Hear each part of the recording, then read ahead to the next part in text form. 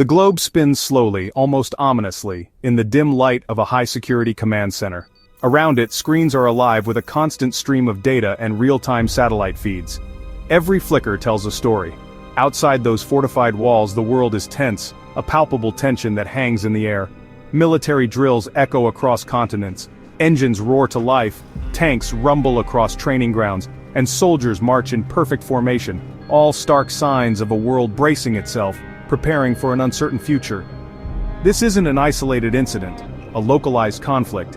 It's a global phenomenon, stretching across continents, where drones silently patrol borders, their cameras ever watchful, and submarines glide unseen beneath the waves, their presence a silent threat, while hackers relentlessly probe digital defenses, seeking vulnerabilities. The world feels less like a stable sphere, and more like a coiled spring, wound tighter with each diplomatic failure, every aggressive move, and every missed opportunity for peace. News headlines constantly warn of rapidly shifting alliances and ever-swelling military budgets, as nations engage in a relentless race to develop next-generation weaponry, pushing the boundaries of what's possible. Each escalation only serves to feed a dangerous cycle, where even the smallest miscalculation, the most minor incident, could spark a global catastrophe. The slow, deliberate rotation of the globe in that quiet, sterile room serves as a stark reminder that we are all interconnected, inextricably linked, and yet, simultaneously deeply divided by ideology, resources, and ambition. Borders and capitals, once symbols of sovereignty, are now potential flashpoints, tinderboxes waiting for a spark. Despite unprecedented technological advancement and deeply interwoven economic ties, ideological rifts are not only persisting but actively widening, threatening to tear the fabric of global society. The constant hum of servers processing unimaginable amounts of data, and the echoes of distant military exercises carried across the globe by the internet, all signal a world collectively preparing for something vast and unknown, something potentially devastating.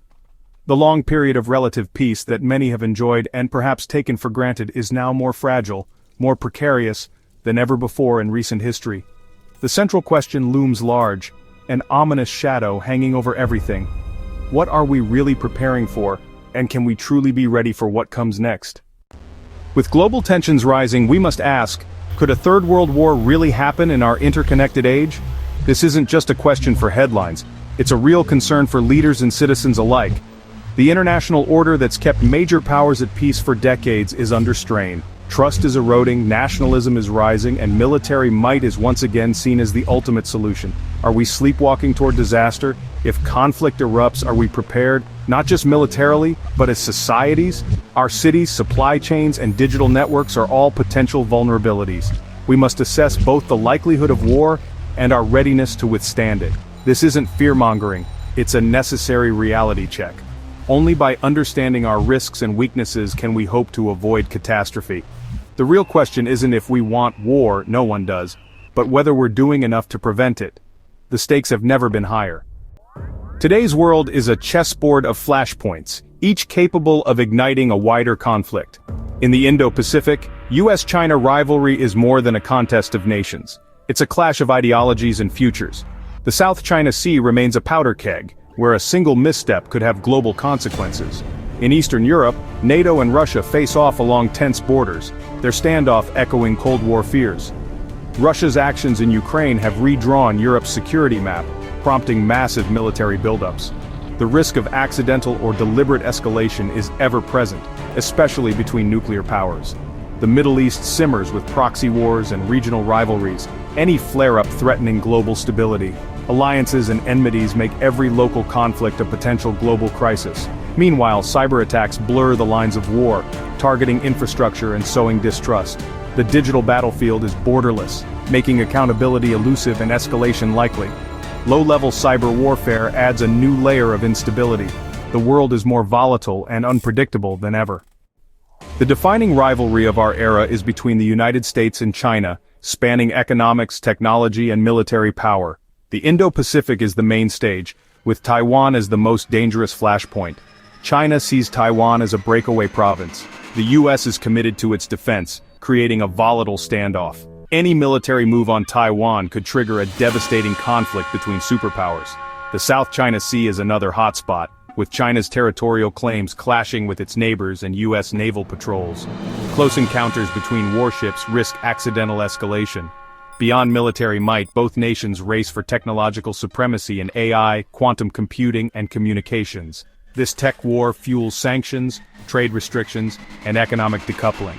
The competition is multifaceted and long-term, shaping the global order for decades.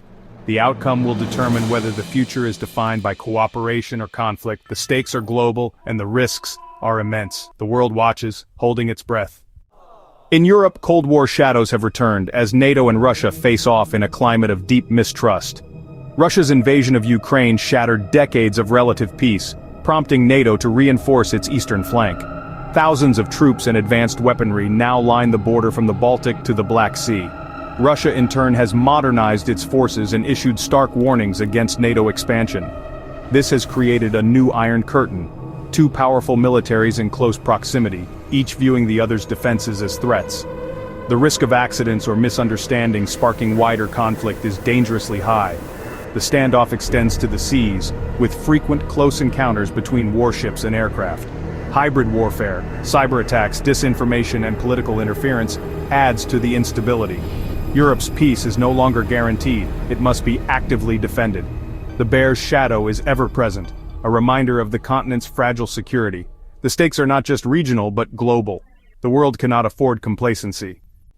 Modern war will be fought not just on land with traditional armies and conventional weaponry, sea with powerful navies and strategic control of vital waterways, and air with advanced air forces dominating the skies, but in cyberspace and outer space, new domains that are rapidly becoming critical theaters of operation.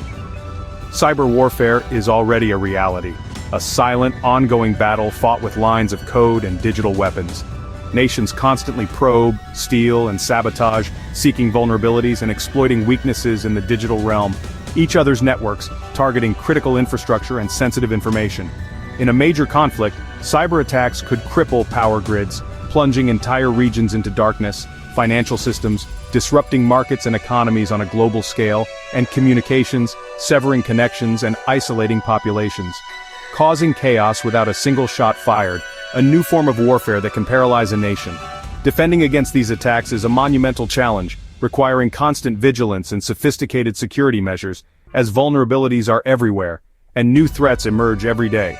Space is now a critical military domain, a high ground that offers unparalleled advantages, with satellites essential for communication, providing secure and reliable channels for military operations, navigation, guiding troops and weapons with pinpoint accuracy and intelligence, gathering vital information about enemy activities.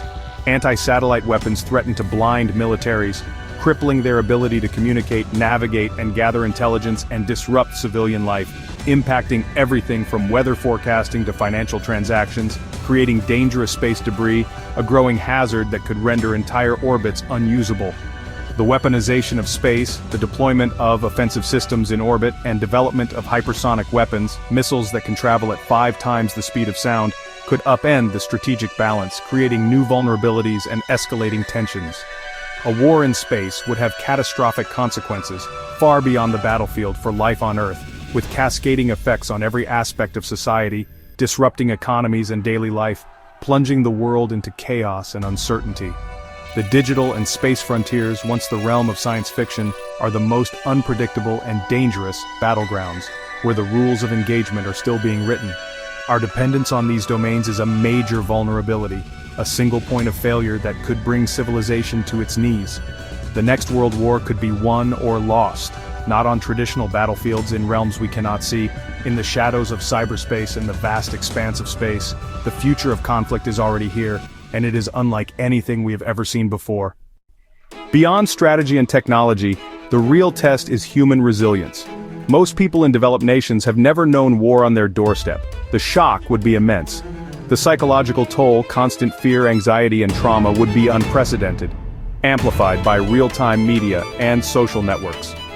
Civil defense systems are neglected, and few know what to do in a major attack. Urban populations are vulnerable, with essential services at risk if infrastructure collapses. Caring for millions of displaced or injured people would overwhelm most nations. Social cohesion could fracture under pressure, leading to unrest and loss of trust in institutions. Some might unite, but many could panic or despair. Preparing for war means more than weapons, it's about societal resilience. On this front, our readiness is deeply questionable. The human cost could be as devastating as the physical destruction. Are we truly prepared for the unimaginable? Global preparedness for conflict is uneven, a stark reality in our interconnected world. Some nations stand ready, their defenses honed and resources abundant, while others lag behind, struggling to maintain even a basic level of security. Major powers continue to modernize their arsenals, investing heavily in cutting-edge technology and advanced weaponry. Meanwhile, smaller nations often face existential risks, grappling with limited resources and outdated equipment, leaving them vulnerable in an increasingly dangerous world.